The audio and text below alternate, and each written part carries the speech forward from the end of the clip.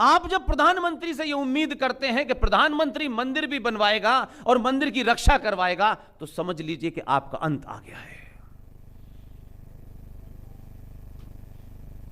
आप जिंदा हैं, 84 करोड़ हैं, 85 करोड़ हैं, आप जिंदा लाशों की तरह चल रहे हैं।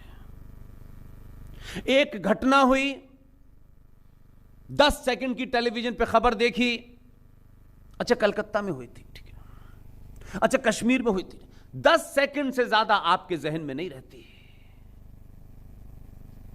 और यह लगातार चल रहा है। आपको लगता है हम यहां हैं, कहां, कलकत्ता में हुई थी,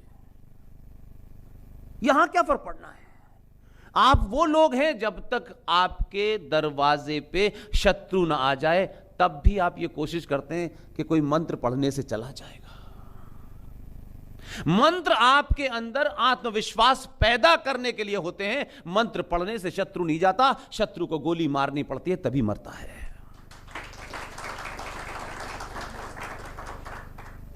यह किस मठ में और किस मंदिर के अंदर कभी आपने किसी से सुना ही है? वहां तो नए नए भजन बनाए जाते हैं कि चंदा कैसे बढ़ जाए हमारे मंदिर पे, बस इतना ही काम है। कई मंदिरों के ऊपर तो हाल यह हो गया है कि पंडित जी बिजी हैं, उनको पूजा के अलावा सारे धंधे करने हैं। लाउड स्पीकर के ऊपर, टेप रिकॉर्डर के ऊपर भजन लगाए और चले गए, और शाम को पैसे आए तो चल दिए। यही उनका हिंदुत्व है। आप शत्रु से नहीं सीखते, आप दुनिया में नहीं, इस ब्रह्मांड में आपसे न पहले कोई था न आपके बाद कोई होगा। आपकी स्थिति ऐसी है कि अगर मैं उसको सरल भाषा में समझाऊं, सनातनी हिंदू को कौन डरा रहा है? जैसे सूरज को जुगनू डरा रहा हो, आपकी स्थिति है।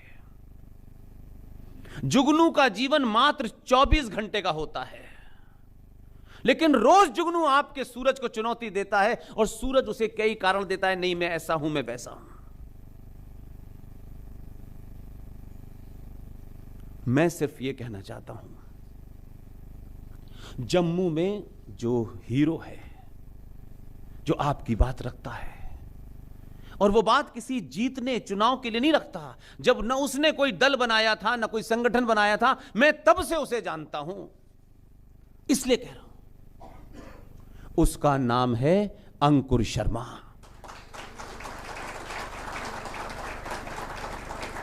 वो किस पार्टी में है, किस संगठन में है, ये मेरा विषय नहीं है। अंकुर शर्मा ने जब रोशनी एक्ट की लड़ाई लड़ी, तो ये तो आपके बीच में आपका अपना बेटा है, जरा कुछ पूछिएगा,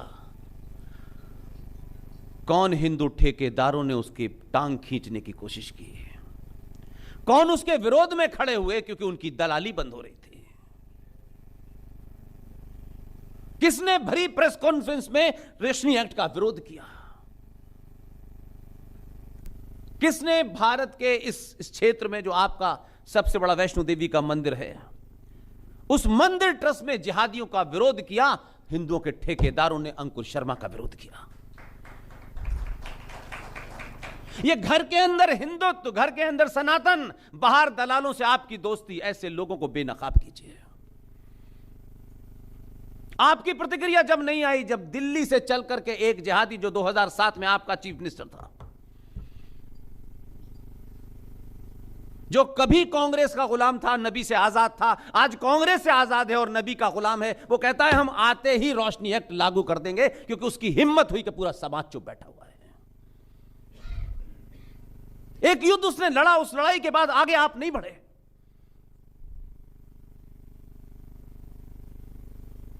ये संकट है, और इस सब के पीछे है आप में लालच।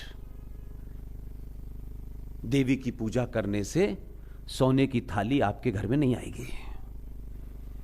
देवी आपको शक्ति दे सकती है, सोना नहीं दे सकती। अपने योद्धाओं को पहचानिए। यह घड़ी बहुत लंबी नहीं है। एक आदमी ने ठेका नहीं ले लिया है। वो आएगा, बस वही करेगा, सब बात पे वही बोलेगा। वो यहां तिरुपति का मंदिर भी वही बनाएगा।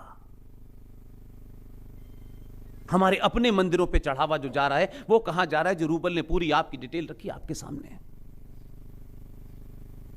हम किस चीज के चक्कर में भाग रहे हैं, हमको यही समझ में नहीं आ रहा है। शर्मा जी के घर पे 2 गाड़ियां खड़ी हैं तो ठाकुर साहब के पेट में दर्द है, और ठाकुर साहब के घर का 2-4 मंजिल का मकान है तो शर्मा जी के पेट में दर्द है। इस बीमारी से बाहर निकलो। यह साइंटिफिक लॉजिक है कि जो मनुष्य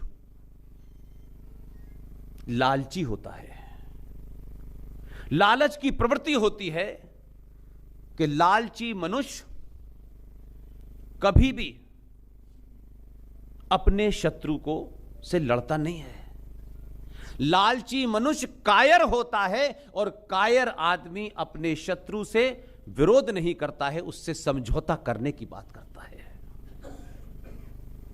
जितने भी दलाल आए यहां और वहां, मैं किसी का नाम लेना नहीं चाहता, बहुत लोगों को बड़ा बुरा लग जाएगा। अगर कोई बहादुरी से बात कर रहा है और 100 साल की 500 साल के आगे देख रहा है, तब भी हम, क्योंकि बहुत बिके हुए थके हुए से लोग हैं कि पड़ोस में जफर भाई रहते हैं, कहीं नाराज ना हो जाएं। आपकी जफर भाई की नाराजगी राज से बड़ी है तो आप जफर भाई के साथ ही रहिए। फिर निजी रिश्ता किसी से हो सकता है, वो एक अलग बात है। निजी रिश्ता राष्ट्र तय नहीं करता है।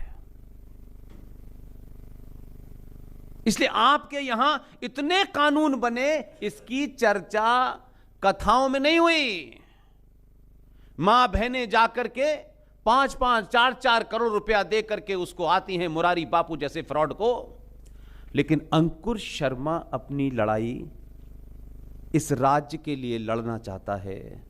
युवा है, पढ़ा लिखा है, लॉजिक पे, तर्क पे, रीजन पे, फैक्ट के साथ, फिगर के साथ अपनी बात रखता है, तो आप उसके बारे में पूछना नहीं चाहती कि अंकुर तुम्हें कुछ चाहिए।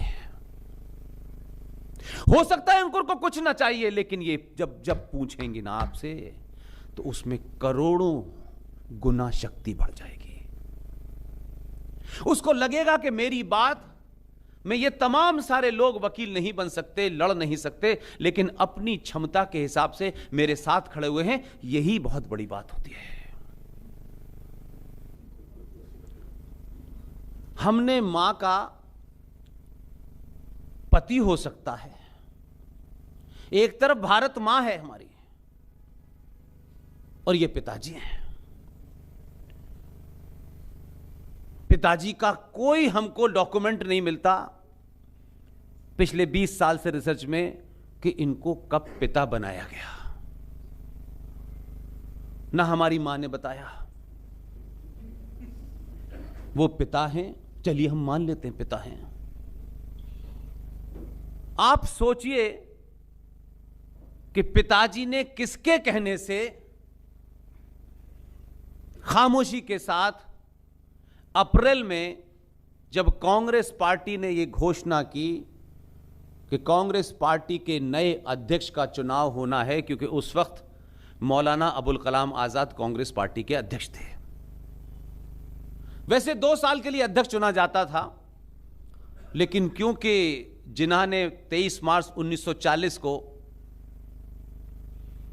यह स्टेटमेंट दिया पाकिस्तान के रेजोल्यूशन के बाद कि कांग्रेस पार्टी के जो मुसलमान हैं वो नकली मुसलमान हैं, असली मुसलमान तो मुस्लिम लीग के साथ हैं। यह कहने के बाद फूल वाले चचा को लगा कि मेरी छवि खराब होने वाली है। उन्होंने मौलाना आजाद को अध्यक्ष बनाया और मौलाना 1940 से 1946 तक देश के कांग्रेस पार्टी के अध्यक्ष रहे, और अप्रैल में यह घोषणा की कि नए अध्यक्ष का चुनाव होगा। और उस अधिसूचना के बाद, इसलिए मैंने कहा कि जब आप पार्टियों के नजरिए से देखेंगे, क्योंकि मेरे इस पूरे डिस्कोर्स में ना कोई पार्टी है ना कोई संगठन है, मेरे पूरे डिस्कोर्स में राष्ट्र है, इसलिए मुझे किसी की चिंता नहीं होती किसको बुरा लगेगा किसको अच्छा लगेगा, ना ही किसी से मेरी कोई पर्सनल थी। देख रेख में लोग बैठे थे, गांधी ने चिट लिखी और कहा कि पटेल इस्तीफा दे दो। 2 बार चिट लिखी बेहयाई के साथ। अगर कोई घर में बड़ा आदमी बेहया हो जाए तो छोटे के लिए बड़ा मुश्किल होता है उसका विरोध करना। वो बेहया हुए और उसके बाद में कृपलानी ने जब पटेल को दूसरी चिट दी तो पटेल ने वो चिट फाड़ी और चले गए, क्योंकि उनका भाव ऐसा नहीं था कि वो गांधी को अपने सामने बुरा भला कहें, नाराजगी के साथ चले गए। और तब फूलवाले चचा इस देश के अध्यक्ष बने और 2 सितंबर 1946 को लॉर्ड वॉविल ने नेहरू को देश के पहले प्रधानमंत्री के रूप में शपथ दिलाई।